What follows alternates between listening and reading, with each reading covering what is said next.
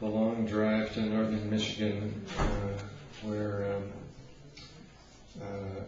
the agent of the group I was playing with, Kulrua, with Patty O'Brien and Pat Egan, resided at the time, and was in the back seat, doodling to myself, scribbled it down on a piece of paper, which I still have. Actually, I just threw it out yesterday because I finally wrote it out onto a real piece of notation paper yesterday. And anyway, it's called The Road to Ruby. Ruby Borowski was our agent at the time. And I'm going to go into a couple of other old style subjects, the Winnie Hills Elysium and the Ara Mountains. And then another original tune Mark Simos and I composed called The Cat in the Kitchen, immortalizing, after a fashion, the denizen of the backstage area of the Eagle Tavern, which used to have concerts down in the West Village years ago in New York. I used to play there a lot back in the late 70s and 80s. Anyway, two subjects.